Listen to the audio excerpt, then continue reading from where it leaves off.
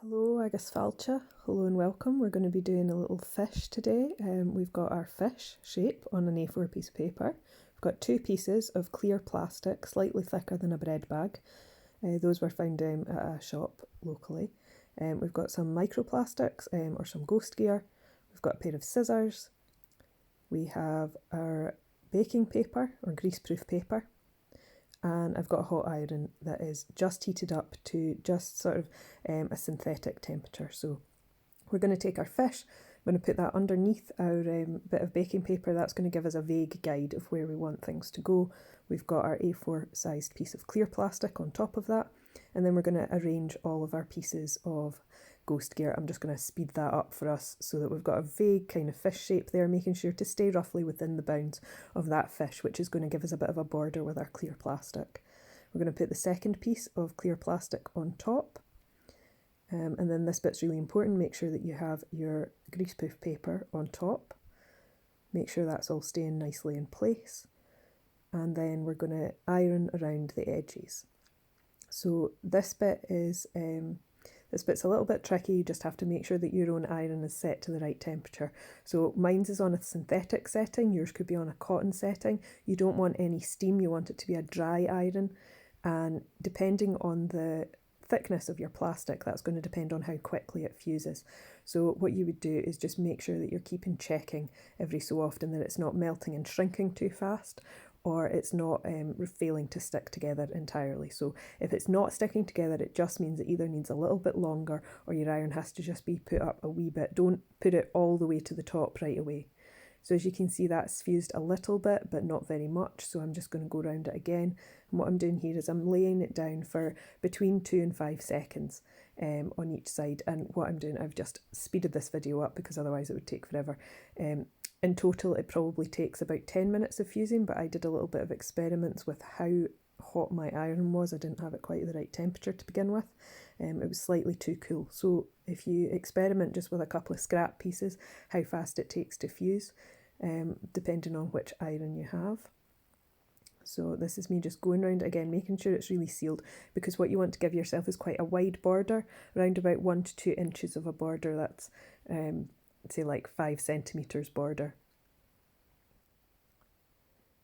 So this is us with our little microplastics ravioli that I've created.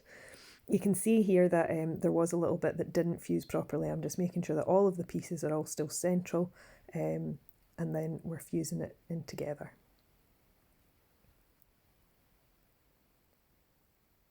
This is a normal speed part of the video, just to show you how long it can take depending on the speed of your iron.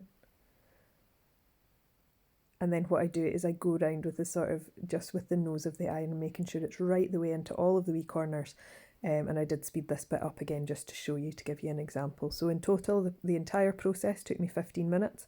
It might take you only 5 or 10 minutes, depending if you get your iron temperature right the first time round. So I've gone around the entire thing, and what we've created is a little sort of air bubble inside with all of our microplastics there. And around the outside it's completely fused, so that is not going to let any of those out.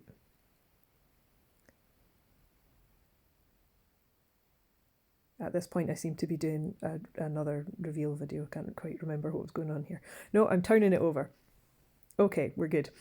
So turn it over and do it on the other side, of course.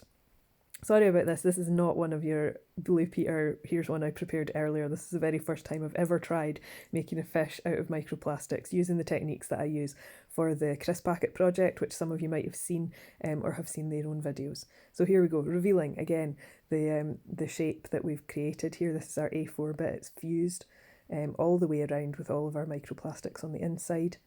Then we're going to take our template, which was lovely drawn by Mum earlier because I was really tired and I had to do a dissemination of information this morning to a whole group about microplastics.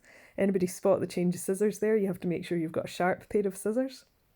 And then just cut out roughly the shape of your fish. It can be as fancy as you like at this point. If you want to give it fins, if you want to give it sort of multiple flukes or anything like that, you're more than welcome to. But this is a very simple shape, just because I wanted to show you an example, and also because these are going to be all part of a shoal, so we want it to be sort of simple and readable.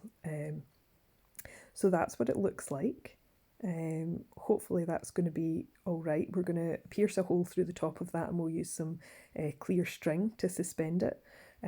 Just here what I was doing is going around all of the outside edges again, just to make sure that it was all completely sealed in now that I've cut round the shape that I want. There we go. And everything is nicely sealed inside. It looks great from both sides. And I think what I did at this point is I just gave the fish a little bit of a better shape because I wasn't quite happy with the tail. So I gave it a wee bit of an upgrade. So there we go, that's everything. I hope that was informative for you, and I hope that you have fun experimenting yourselves.